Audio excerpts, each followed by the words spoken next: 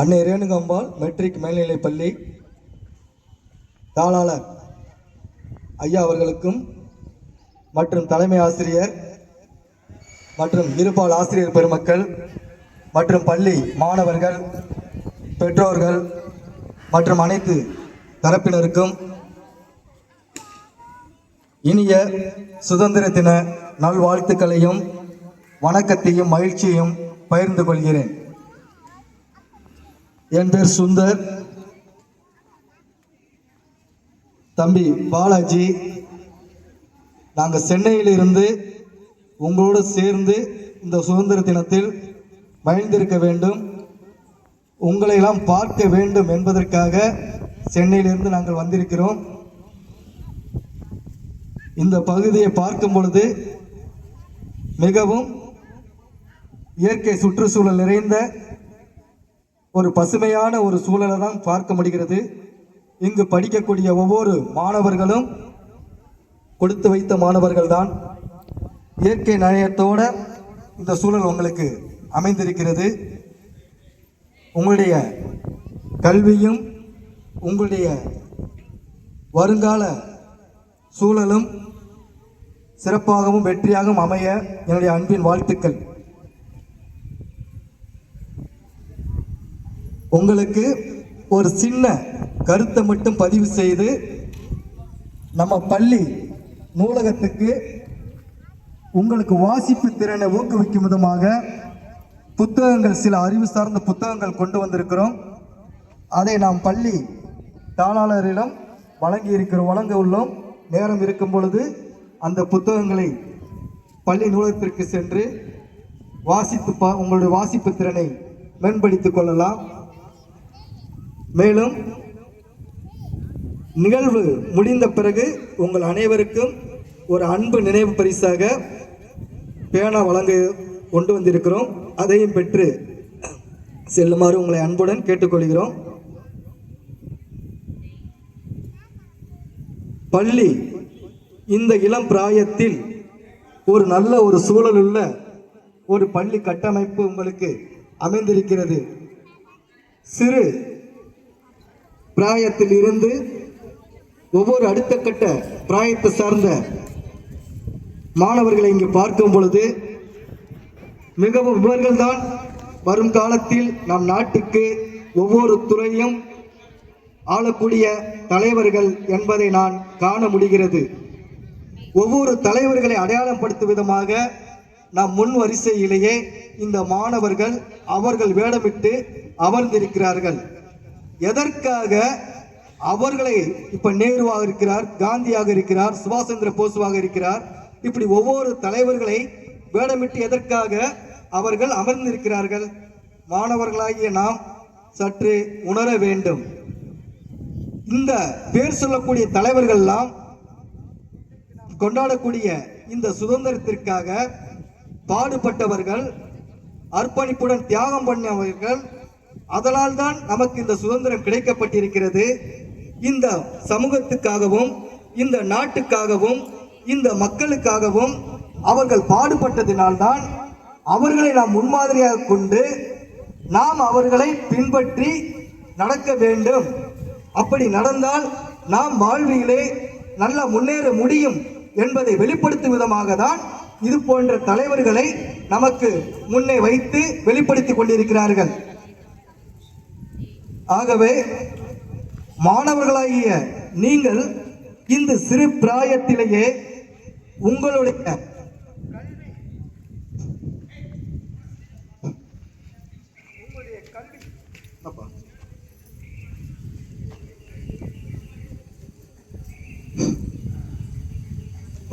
கல்வி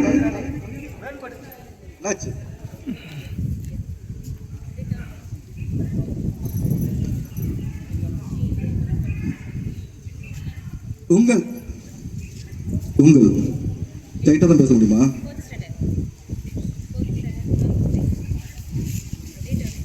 மாணவர்களை பார்த்தா நான் பேச முடியும்.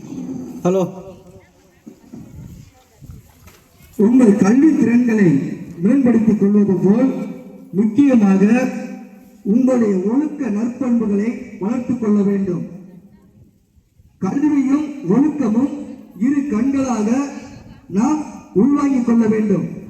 அதற்கு இந்த சிறு பிராயத்திலிருந்து பெற்றோர்களுடைய அறிவுரைகளையும் வழிநடத்தலையும் ஆசிரியர் பெருமக்களுடைய வழிநடத்தலையும் ஆலோசனைகளையும் கேட்டு நாம் நடப்போமானால் நம்முடைய எதிர்காலம் சிறப்பாகவும் வளமாகவும் அமையும். பெற்றோர்கள் என்பவர்கள் கடலில் மிதந்து வரும் கப்பல். அதுதான் அவை தாங்கி வரக்கூடிய பெற்றோர்கள் தான் ஒரு கப்பலாக நினைத்துக் கொள்ளுங்கள். அந்த கப்பல் கடலில் மிதக்கும் பொழுது எவ்வளவு புயல் காற்று அடித்தாலும் மழை பெய்தாலும் அதையெல்லாம் தனக்காக உருவாக்கிக் கொண்டு தன்னுடைய பிள்ளைகளை தாங்கி வரும் கப்பலாக தான் பெற்றோர்கள் இருப்பார்கள்.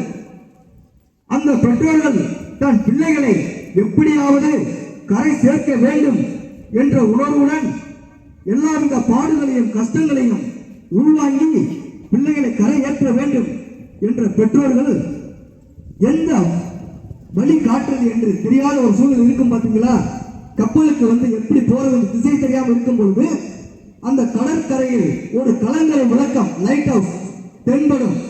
அப்ப அந்த கலங்கரை விளக்கத்தை பார்த்து விட்டால் கப்பல் கரை சேர்ந்து விடும். அதுபோலதான் நமக்கு கலங்கரை விளக்காக இருந்து வழிகாட்டியாக இருப்பவர்கள் ஆசிரியர் பெருமக்கள். அந்த ஆசிரியர்கள் நமக்கு வழிகாட்டியாக இருந்து நம்முடைய எதிர்காலத்திற்கு நல்லதொரு வழியையும் நம்முடைய திறன்களையும் மேம்படுத்தி அவர்கள் இந்த சமூகத்துக்கு ஒரு சரியான இந்த மனிதர்களாக உருவாக்கி தரக்கூடிய பொறுப்பு நம்முடைய ஆசிரியர் பெருமக்கள் என்பதை உள்வாங்கிக் கொள்ள வேண்டும். ஆகவே ஆசிரியர்களையும் பெற்றோர்களையும் இரு கண்களாக உள்வாங்கிக் கொண்டு உங்களுடைய இந்த இளம் பிராயத்தில் இருந்து உங்களுடைய கல்வியையும் உங்களுடைய ஒழுக்கத்தையும் வளர்த்துக் கொண்டு நீங்கள் முன்னேற வேண்டும். அப்படி முன்னேறுவதற்கு சிறு பிராயத்திலே இருந்து நல்ல நண்பர்களையும் நல்ல உறவுகளையும் நாம் சேர வேண்டும். இறுதியாக சில வரிகளை பதிவு செய்து நான் இங்கு முடிக்கிறேன். நமக்கு கொடுக்கக்கூடிய கல்வி அது வெறும் பட்டப்படிப்பு வாங்கக்கூடியதற்காகவோ இல்லை சான்றிதழ் வாங்குவதற்காகவோ இருந்துவிடக்கூடாது. மகாத்மா காந்தியின் கல்வி எப்படி இன்று வரை நமக்கு பயனுள்ளதாக இருக்கிறதோ, டாக்டர் அம்பேத்கரின் கல்வி இன்று வரை எப்படி நமக்கு பயனுள்ளதாக இருக்கிறதோ, டாக்டர் அப்துல் கலாமின் கல்வி இன்று வரை நமக்கும் நம் சமூகத்துக்கும் நம் நாட்டுக்கும் எப்படி பயனுள்ளதாக இருக்கிறதோ, அதுபோல் உங்களுடைய கல்வியும் வருங்காலத்தில் நாம் மக்களுக்கும் நம் நாட்டுக்கும் பயனுள்ளதாக இருக்க வேண்டும் என உங்களை கேட்டுக்கொண்டு மென்மேலும் உங்களுடைய கல்வியில் நீங்கள் வளர வேண்டும், உங்கள் வாழ்வியில் பலவித வெற்றிகளை பெற வேண்டும் என வாழ்த்தி அன்புடன் விடைபெறுகிறேன். பள்ளி நூலகத்திற்கு பள்ளி தாளாளர்களுக்கு எங்களுடைய அன்பு நினைவு பரிசாக கொண்டு வந்த நூலக புத்தகத்தை பெற்றுக் கொள்ளுமாறு ஆசிரியர் அவர்கள் அழைக்கிறோம்.